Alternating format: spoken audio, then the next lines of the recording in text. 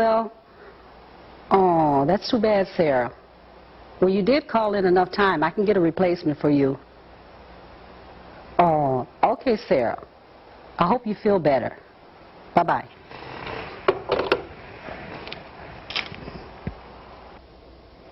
Before we leave this section on nonverbal communication, I want to share with you 3 facts that I find astounding. Our body language communicates 55% of our communication. So how we're holding our position is going to tell people 55% of what we're intending to communicate to them. Our tone of voice accounts for 38% of our communication. So if we're angry and we have body language that shows that and our voice becomes sharp and more stern, that's going to communicate a message to that person. Now, your actual words make up only 7% of the communication.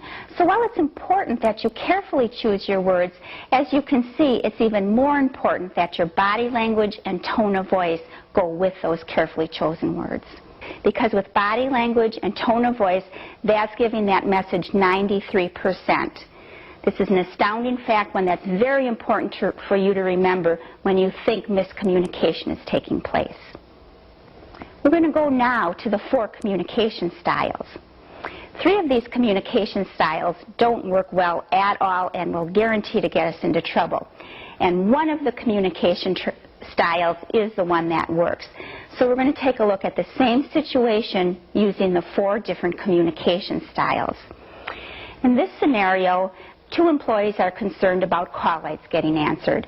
Mary Lou in the flowered blouse has a concern that she's doing most of the answering of the call lights. And Kathy in the vest has a concern that she's answering most of the call lights. So let's take a look at the passive style first. Mary Lou continually takes in what Kathy has to tell her, and she obediently goes about and does what Kathy tells her to do. Now this is passive because Mary Lou is getting frustrated with Kathy. She's thinking that she's doing most of the call lights. But pay attention and see if Kathy's getting this idea with Mary Lou's passive style of communication. Let's take a look at that now. Mary Lou, can you get that call light? Well, I suppose I could get this one too. What's another call light?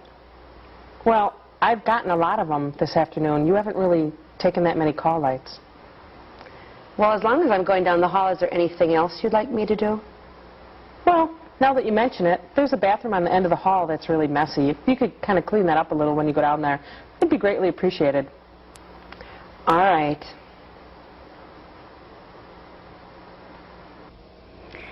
Now, do you think Kathy has any idea how disgusted Mary Lou's getting with the work situation?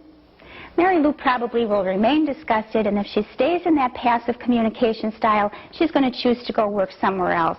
But she's going to find herself in that same situation unless she changes her communication style. Now, the next communication style we're going to look at is aggressive. And you can tell an aggressive communication style because there's somebody attacking and someone defending. After that person defends themselves, they attack back. So you'll say, well, you don't do this. Oh, yeah, well, I do too, but you don't do this. I think we can clearly see the aggressive style in this next example. Mary Lou, can you get the call light? I'm sick of getting all the call lights. You haven't been getting call lights at all this afternoon. I've been doing all the work. How can you say that you're doing all the work? You're just sitting here. I've been sitting here until a call light goes off, then I'm getting up and I'm taking care of it. While you've just been sitting there all the way through. You don't do anything. I don't think that's fair for you to say that I don't do anything, because I do. Fine. I'll get the manager and have them settle it.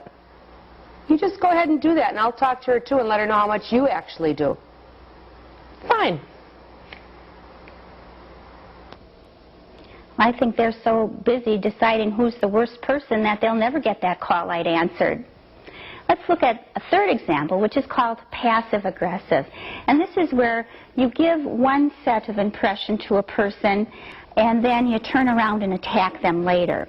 In this scenario, Betty's going to be entering in on the scene, and she's going to be asking for a report to be filled out. Now, Kathy's going to be very nice to her face, but when she leaves, she's going to start attacking her.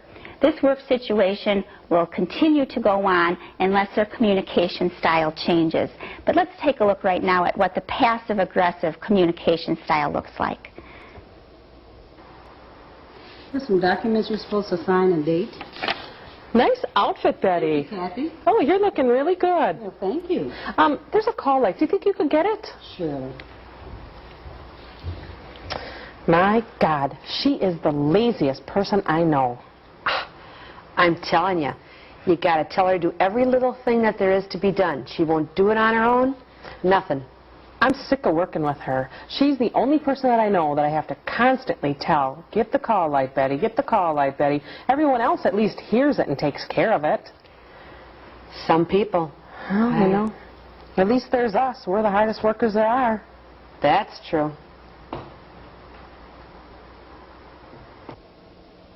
You can see how the passive-aggressive can lead into gossip and how this feeds off of each other, and that problem's still not going to be taken care of.